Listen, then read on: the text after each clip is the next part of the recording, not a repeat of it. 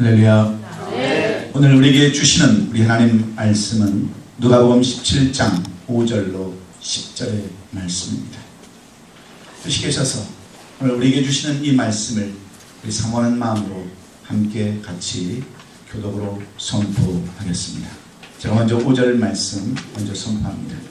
사도들이 주께 여짜오되 우리에게 믿음을 더하소서 하니 주께서 이르시되 너희에게 여자시할 만한 믿음이 있었더라면 이 복랑들어 뿌리가 뽑혀 바다에 심기어야 하였을 것이요 그것이 너희에게 순종하였으리라. 너희 중 누구에게 밭을 갈거나 땅을 치거나 하는 종이 있어 밭에서 돌아오면 그더러 곧 와 앉아서 먹으라 말할 자가 있느냐?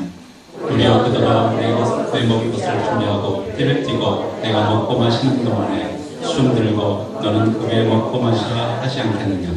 명한 대로 하였다고 종에게 감사하겠느냐? 다 같이 이와 같이 너희도 명령받은 것을 다 행한 후에 이르기를 우리는 무익한 종이라 우리가 해야 할 일을 한 것뿐이라 할지니라. 아멘.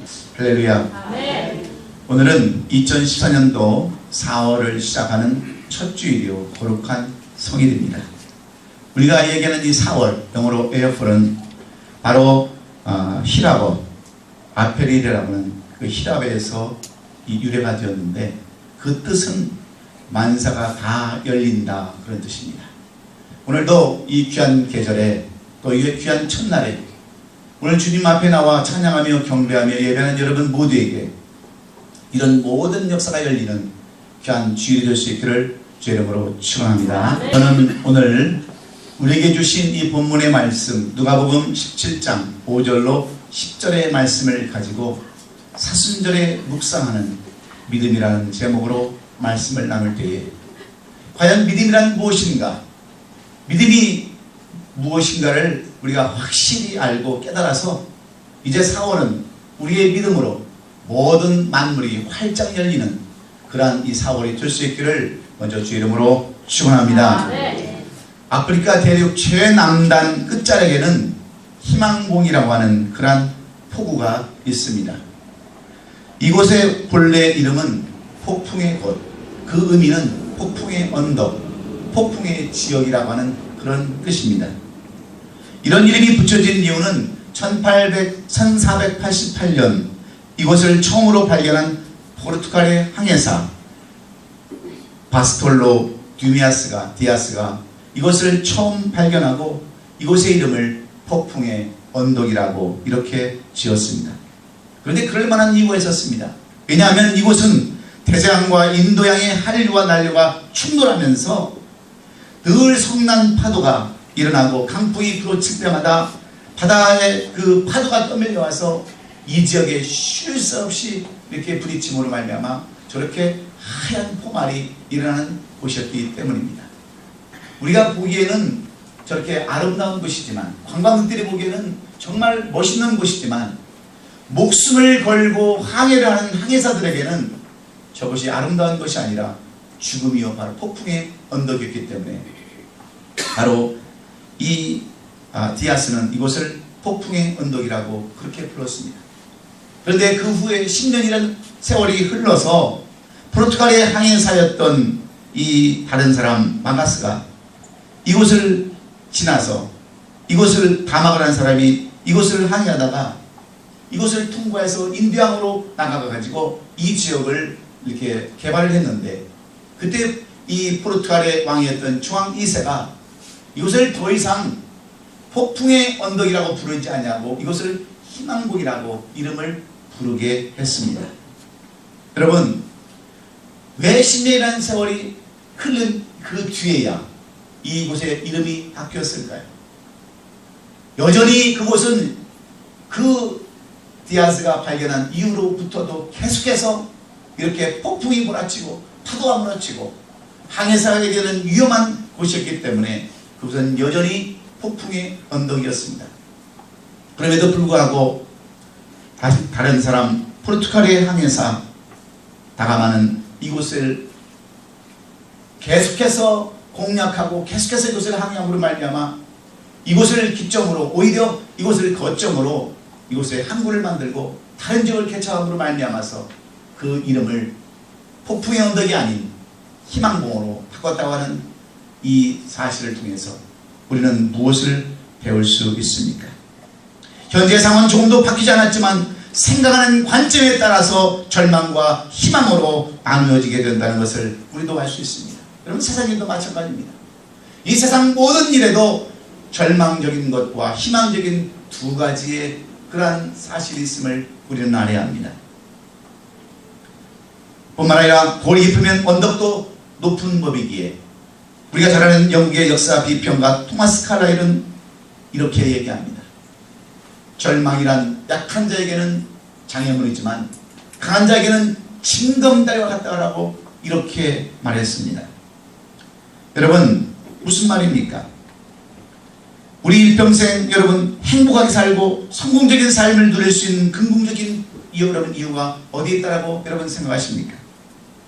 우리의 삶이 절망에서 희망의 삶으로 바뀔 수 있는 그 비결을 여러분은 어디에 있다라고 생각하고 사십니까? 그것은 긍정적인 믿음과 긍정적인 인생관을 가지는 데서부터 비롯된다는 것을 우리는 오늘 이 아침 알아야 합니다. 왜냐하면 긍정적인 사람은 어떤 경우에도 희망의 끈을 놓치지 않기 때문에 그렇습니다. 항상 잘 될 것을 기대합니다. 안 돼도 잘 될 것을 기대합니다. 그래서 이런 사람들은 항상 여유가 있습니다. 그런데 여러분, 부정적인 사람들은 어떻습니까? 항상 원망하고 불평하고 모든 핑계를 나내게 됩니다. 그래서 이런 사람들은 사회에도 적응하지 못하고 친구도 없고 늘 외로운 삶을 살아갈 수밖에 없습니다.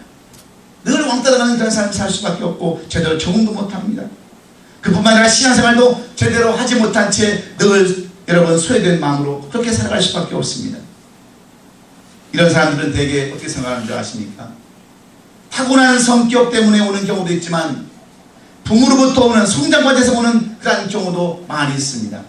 그러나 이런 이유로 인해서 이런 것들을 핑계 삼아서 잘못된 일생을 살 수는 없는 겁니다. 합리화시킬 수 없는 겁니다. 나는 원래 이렇게 태어났으니까, 나는 원래 이런 사람이니까 나는 이렇게 살 수밖에 없다라고 말할 수는 없습니다. 왜냐하면 사람은 얼마든지 변화될 수가 있기 때문에 그렇습니다. 얼마든지 우리는 거듭날 수 있기 때문입니다. 그럼에도 부정적인 삶의 자세를 가진 사람은 여러분 어떻습니까? 늘 원망, 불평, 시기, 질투 이런 삶을 살아가기 때문에 오늘 그런 마음을 가지시고 이 자리에 앉아 계신 분이 계신다면 긍정적인 자세를 가질 수 있기를 예수님의 이름으로 축원합니다. 할 수 없다고는 많은 입에서 내지도 말아야 하고 나쁜 것이 보이면 눈을 감아야 되는 줄로 믿습니다.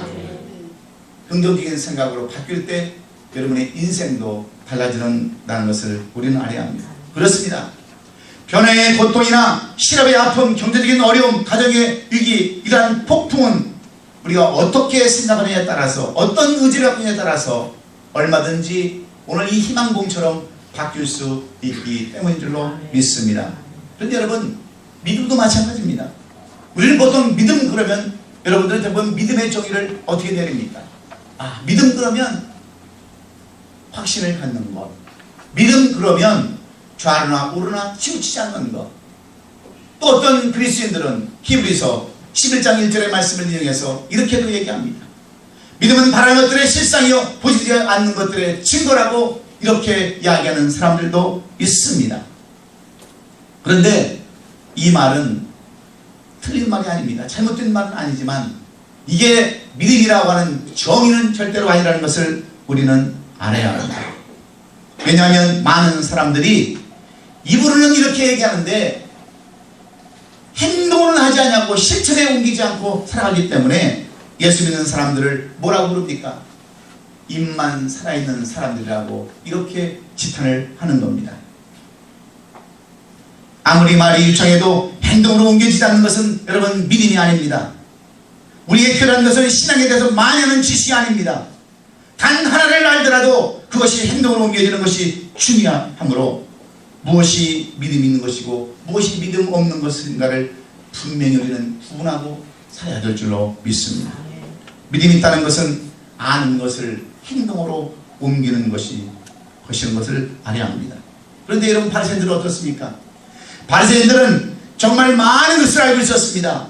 하지만 그들의 삶이 행동으로 옮기지 않았기 때문에 그들의 가르침은 늘 힘이 없고 메마르고 유선적이어서 사람들의 조롱거리가 되어있지 않았습니까? 그래서 예수님은 만나는 사람마다 믿음을 심어주기 위해서 그들의 생각을 바꿔주셨습니다. 문제를 해결해 주시기도 하셨고 병든 자들의 병을 고쳐주기도 하셨습니다. 그리고 죄를 용서해 주시고 배고픈 자를 먹이셨으며 죽은 자를 살리기도 하셨습니다. 그리고 사랑하는 제자들에게 믿음을 심어주시기 위해서 오늘 본문 5절부터 10절까지 말씀을 우리에게 주셨습니다. 오늘 본문 5절로 6절에 보면 이런 말씀으로 오늘 본문이 시작됩니다. 사도들이 주께 여짜오되 우리에게 믿음을 더하소서 하니 주께서 이르시되 너에게 겨자씨 하나일 만한 믿음이 있었다면 이 뽕나무들로 뿌리가 뽑혀 바다에 심겨라 샀을 것이요 그것이 너에게 순종하였으리라. 이 말씀을 통하여 믿음에 대한 구체적인 내용을 말씀해 주고 있는데 믿음이 있어야 승리할 수 있고 믿음이 있어야 성공할 수 있다고 말씀하시면서 예수님께서는 겨자씨만한 믿음에 대해서 우리에게 설명해 주고 있습니다. 사랑하는 성도 여러분, 이 겨자씨 하나일 만한 믿음이란 어떤 믿음을 말하는 것입니까? 바로 긍정적인 믿음을 의미하고 있습니다. 할 수 있다고 하는 희망과 소망을 의미해 주고 있습니다. 그래서 마태복음 13장 31절부터 32절의 말씀에 가서도 천국은 바로 이런 사람의 것이라고, 이런 사람이 천국을 소유할 수 있다라고 이렇게 주님은 말씀하십니다. 또 비유를 들어 이르시되 천국은 마치 사람이 자기 밭에 갖다 심은 겨자씨 하나를 같으니 이는 무엇이보다 작은 것이로되 자란 후에는 풀보다 커서 나무가 되매 공중의 새들이 와서 그 가지에 깃들이니라. 또 마태복음 10장 17절 20절에 가서는 너희 믿음이 적은 연고라 까닭이라 진실로 너에게 이르노니 만일 너에게 믿음이 겨자씨 하나만큼만 있어도 이 산을 명하여 여기서 저기로 옮겨지리라 하면 옮겨질 것이요 또 너희가 못할 것이 없으리라 하면서 계속해서 이 겨자씨에 대한 믿음을 우리에게 소개해 주고 있습니다. 믿음의 능력에 대하여 가르치셨고 믿음의 원리에 대해서 말씀해 주고 있습니다. 사랑하는 성도 여러분, 믿음이 무엇입니까? 믿음은 마치 겨자씨와 같아서 보이질 않습니다. 믿음은 어떤 형태를 가진 것이 아니라고 하는 그런 말씀과 똑같습니다. 그럼에도 불구하고 엄청난 역사를 이루는 것이 믿음의 본질이라고 이렇게 우리에게 가르쳐주고 있습니다. 겨자씨가 극히 작지만 이 겨자씨가 싹이 나고 자라게 되면 큰 나무가 될 뿐만 아니라 새들이 그 가지에 깃들이며 사람도 그 나무 가지 그늘에서 쉼을 얻는 나무가 될 수 있다라고 이렇게 비유로 말씀합니다. 그래서 겨자씨는 살아있는 씨이고 생명이 있는 씨입니다. 비록 너무 작아서 흔적도 없어서 바람에 불어 날아가기 쉽지만 그 씨가 땅에 떨어지고 싹이 나면 엄청난 열매 맺는 역사가 일어난다고 하는 것이 겨자씨를 통해서 우리에게 교훈해 주시고자 하시는 주님의 말씀입니다. 그래서 오늘 본문 17절로 10절의 말씀 속에서 이런 믿음, 이런 긍정적인 믿음의 자세는 무엇인가를 말씀해 주시기 위해서 겨자씨의 비유와 종의 비유를 이렇게 들어서 평행적으로 대칭으로 우리에게 설명해 주고 있습니다. 믿음이 뭐냐? 믿음은 마치 겨자씨와 같다. 종의 삶과 똑같다라고 이렇게 우리에게 가르쳐 주고 있습니다. 그렇다면 주님은 어째서 겨자씨와 종의 비유를 들어 우리에게 설명해 주시는가? 이 겨자씨와 종의 비유는 어떤 관계인지를 알아야 여러분 우리가 이 누가복음 17장 5절로 10절의 말씀을 우리가 이해할 수 있습니다. 우리는 말씀을 다 아는 것처럼 생각하지만 이 주님의 비유의 말씀 17장 5절부터 10절의 말씀을 우리는 얼마나 잘 기억하고 있습니까? 말씀을 볼 때마다 여러분 말씀의 그 난이도가 얼마나 높습니까? 얼마나 어렵습니까? 근데 주님은 오늘 이 겨자씨의 비유와 종의 비유를 들어서 이 믿음을 구체적으로 알기 쉽게 우리에게 설명해 주고 있습니다. 그러면 오늘 본문에서 말씀하시는 이 긍정적인 믿음, 도대체 믿음은 무엇인가? 오늘 우리는 이 본문의 말씀을 통해서 믿음의 본질을 살펴보고 올바른 정의를 찾기를 원하는 것입니다. 그러면 믿음이 무엇입니까? 주님이 우리에게 요구하시는 그 믿음은 무언가? 첫째는 자기 부족을 인정하는 것입니다. 따라서 한번 합시다. 믿음은 자기 부족을 인정하는 것이다. 그렇습니다.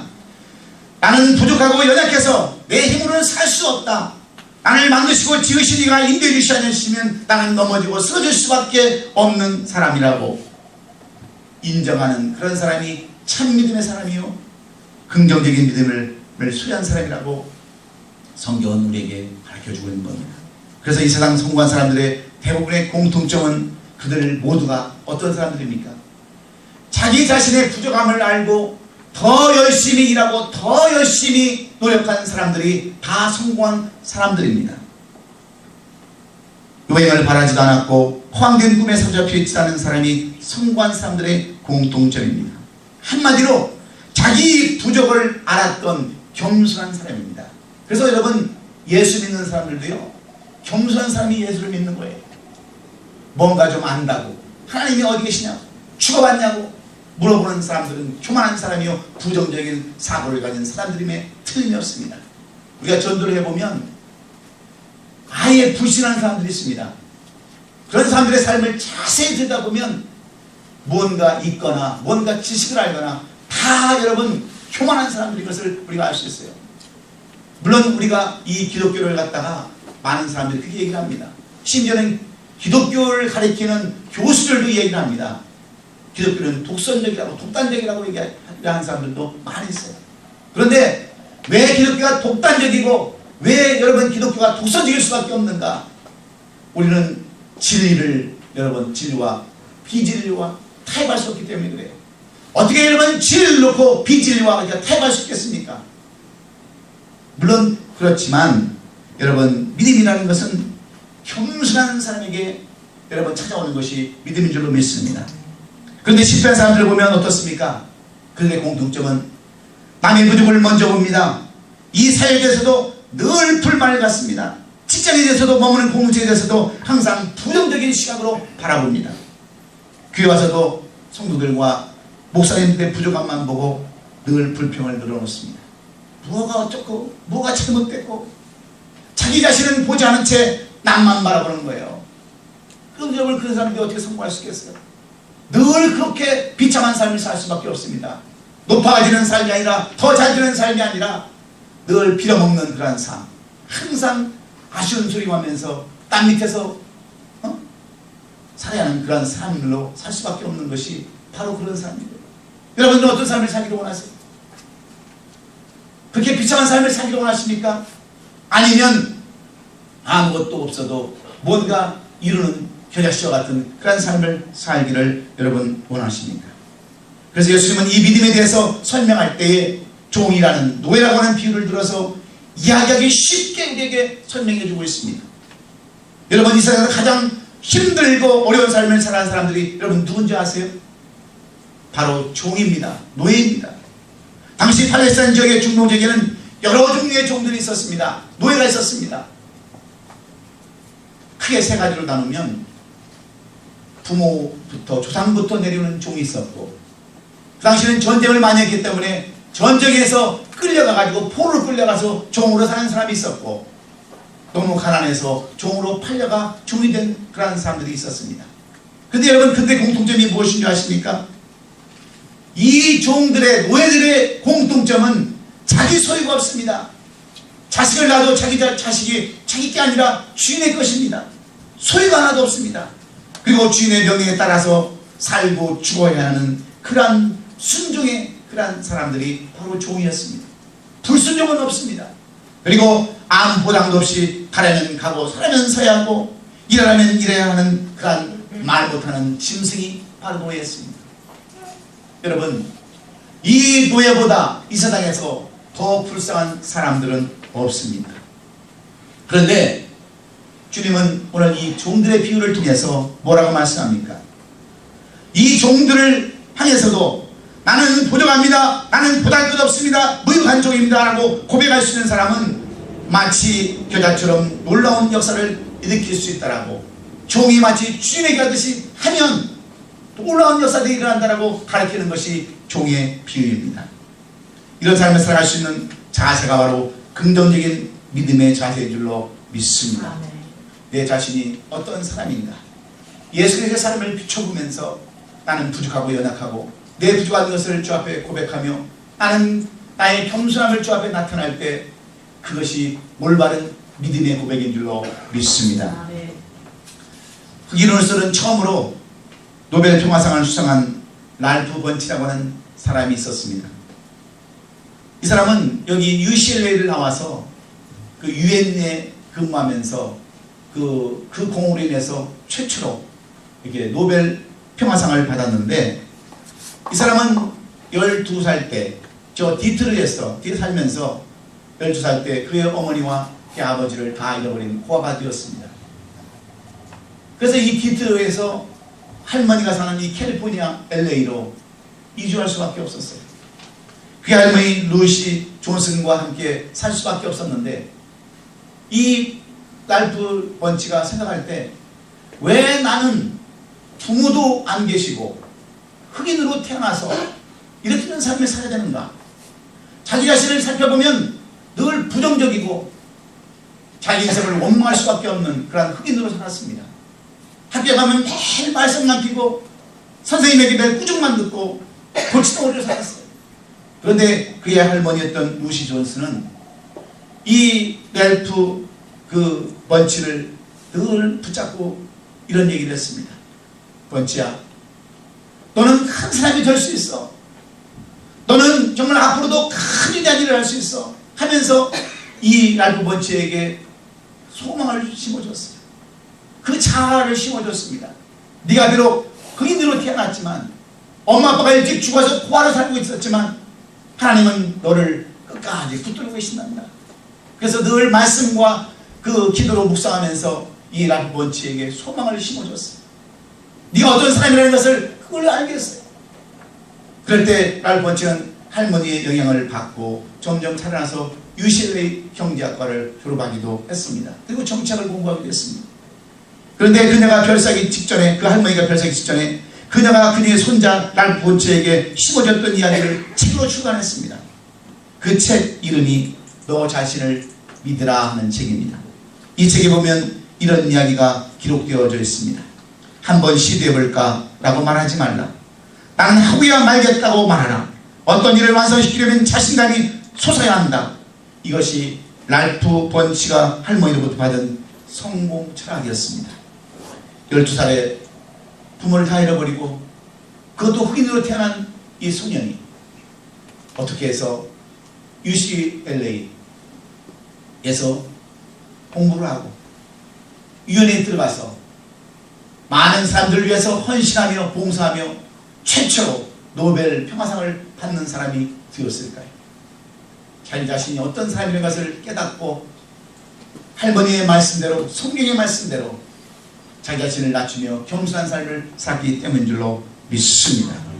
이 세상 어느 곳에도 무엇하든지 누구이든지 이런 마음, 이런 자세를 가지고 한다면 그 사람은 행복한 사람입니다.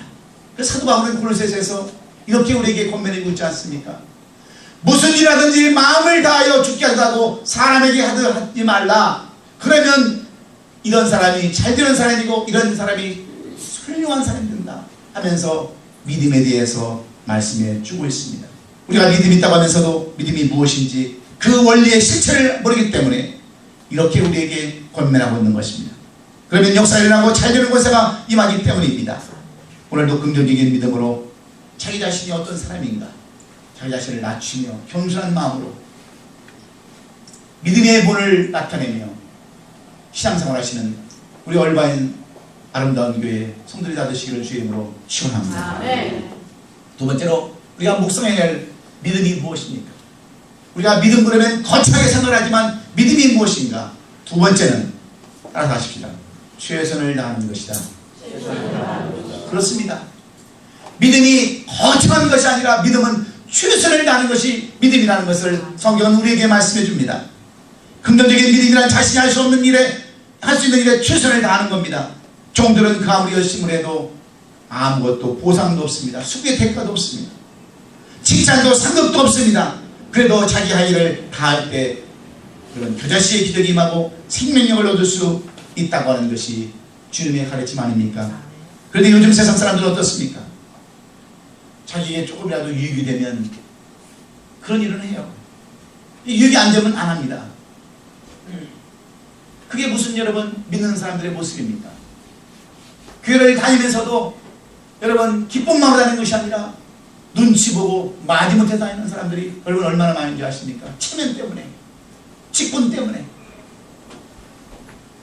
여러분 그런 것은 믿음 생활이 아니에요.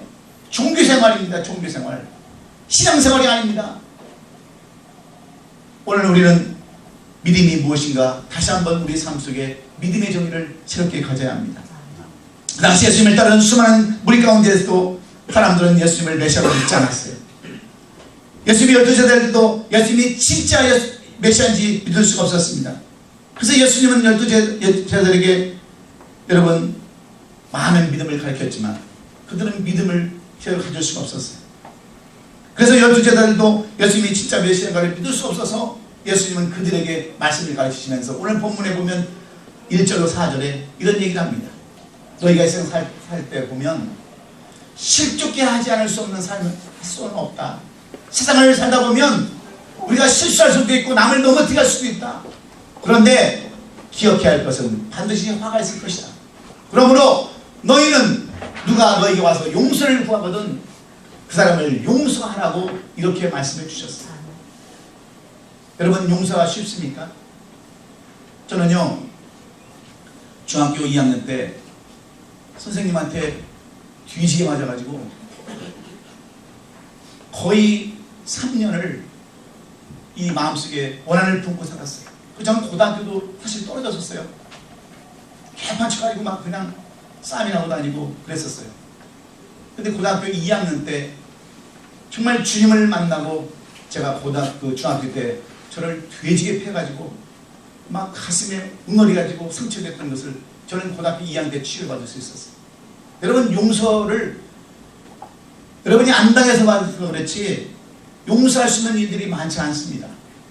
여러분 돈 떼먹고 여러분 힘들게 하고 어렵게 했던 사람들을 쉽게 용서할 수 있습니까? 근데 예수님께서는 이런 것이 7번이라도 너희가 용서를 해줘야 된다고 했을 때 주님의 제자들이 뭐라고 얘기합니까?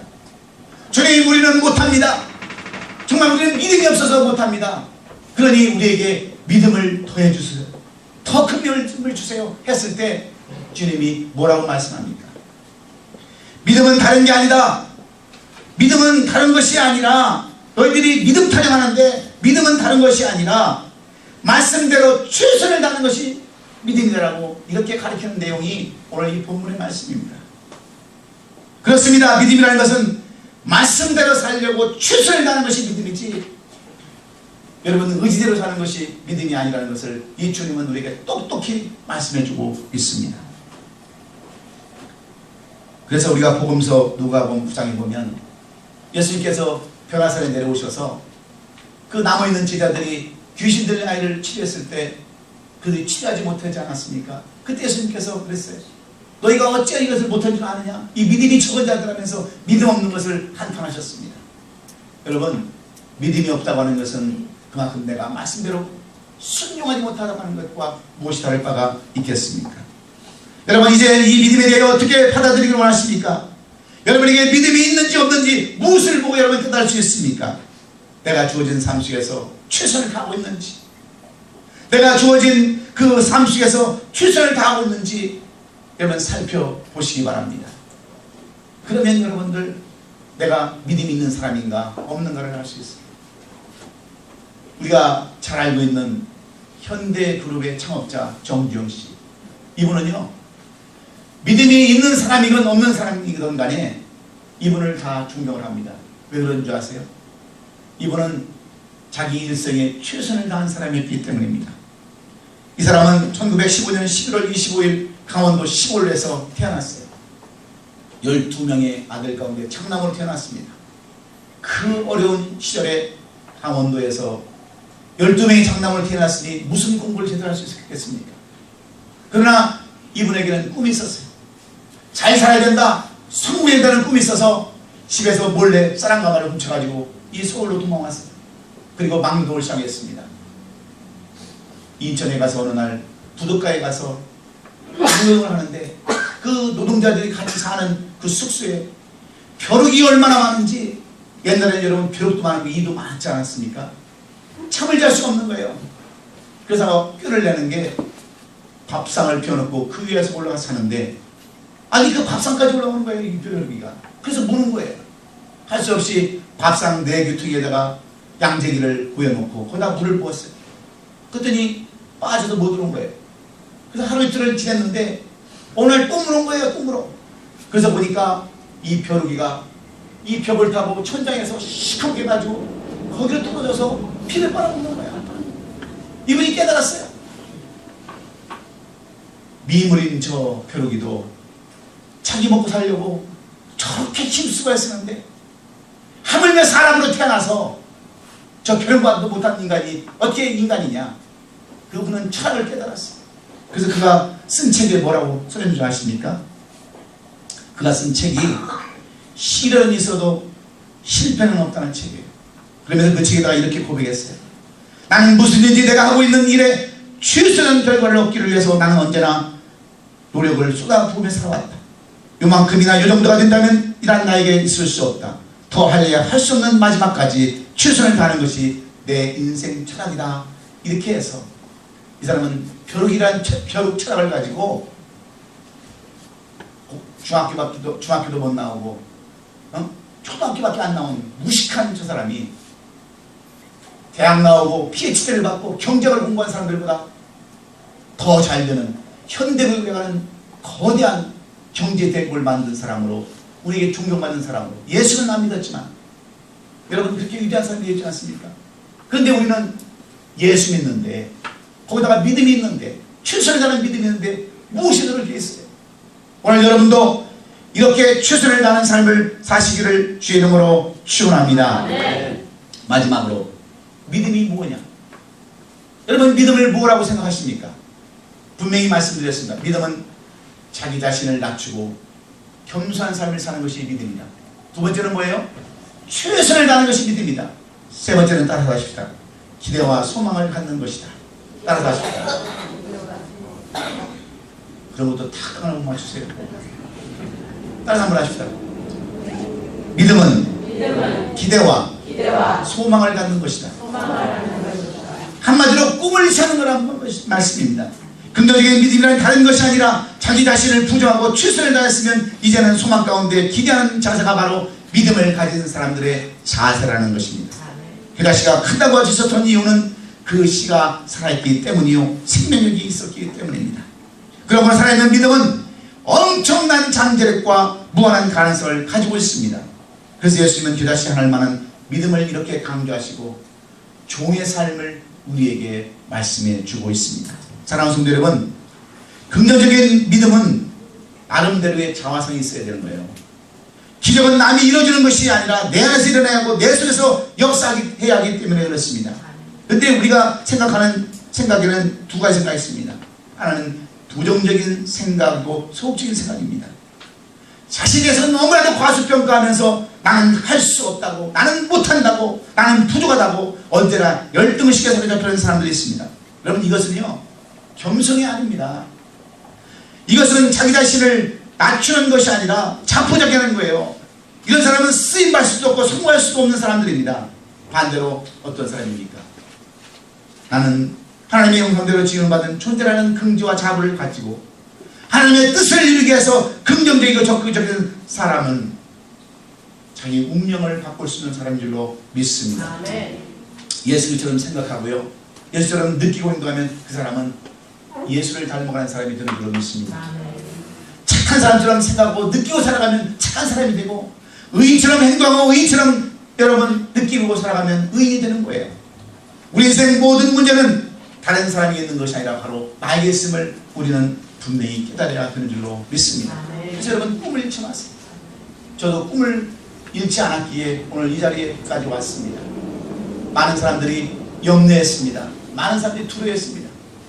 그 얼바인 가보지도 않은 땅, 마치 엠마오 같은 땅을 왜 가느냐고, 왜 거기다 교회를 세우느냐고 부정적인 사고를 가진 사람도 많이 있었어요. 그런데 우리에게는 꿈이 있었습니다. 더 나은 꿈, 더 많은 사람들이 몰려와서 주의를 감도하는 그러한 꿈, 300명이 모이고 500명이 모여서 나눠주는 그러한 꿈, 위대한 하나님의 선이라는 그러한 꿈을 일쳐놨기에 오늘 우리 교회가 이 자리에 세워준 줄로 믿습니다.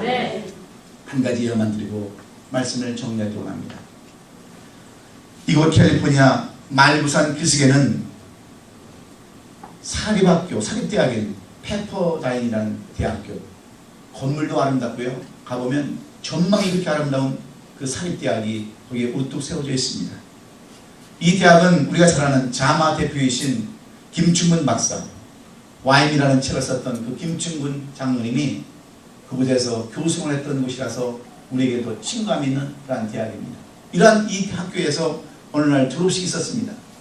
평균 연령을 보니까 40세가 넘은 사람들이 졸업을 하는데 그 고령자들 가운데서 67세 할머니가 있었는데 그는 이 10명의 자녀와 27명의 손자를 가진 그러한 손녀손녀를 가진 할머니였습니다.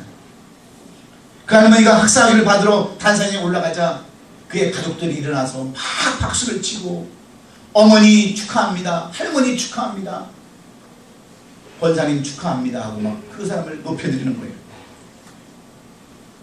그때 이 졸업식이 끝나고 이 할머니가 목사님을 찾아왔습니다. 목사님께서 만약 나에게 믿음을 심어주지 않았다면, 꿈을 주지 않았더라면 내가 어떻게 이 자리에 설 수 있었겠습니까? 목사님 감사합니다. 내가 좌절할 때마다 나에게 셈을 주신 하나님이 없었더라면 내가 어떻게 이 자리에 설 수 있었겠습니까? 나는 그 꿈 하나 때문에, 무언가 이룰 수 있다는 그 꿈 때문에 그 꿈을 잊어버리지 않고 오늘 이 자리에 섰습니다. 여러분, 이 할머니가 67세 학위 받아서 교수가 하겠어요? 어디가 취직을 하겠어요? 그러나 그 어렵고 힘든 대학 학위를 받기 위해서 그 어려운 난걸 딛고 일어나서 박사 학위를 머리에 썼을 때 여러분 그 감격 기억이 나세요? 상상이 안 되십니까? 비록 아무데나 쓸 적이 없지만 뭔가를 이루었다고 하는 이 꿈을 잃어버리지 않았기 때문에 이 할머니는 그래도 이렇게 영광스러운 졸업을 할 수 있었을 줄로 믿습니다. 그렇습니다. 믿음은 별다른 게 아니에요. 눈에 안 보여도 이루어지지 않았어도 소망의 끈을 놓치지 않는 것이 여러분 믿음인 줄로 믿으시기 바랍니다. 믿음 그러면 호황되고 무슨 기적이 이루는 것처럼 생각하는 그런 믿음이 아니라, 믿음의 정의는 다른 것이 아니라 내 부족함을 깨닫고 겸손한 가운데 주님 닮아가는 것, 이것이 믿음인 줄로 믿으시면 아멘 하십시다. 예수님처럼 사도바울처럼 추선을 당하는 것이 믿음인 줄 믿으시면 아멘 하십시다. 꿈을 버리지 않고 기대와 소망을 갖는 것이 믿음이라는 것을 여러분 깨달으셨으면 이 믿음대로 사시기를 예수 그리스도의 이름으로 축원합니다. 축원합니다. 기도하겠습니다.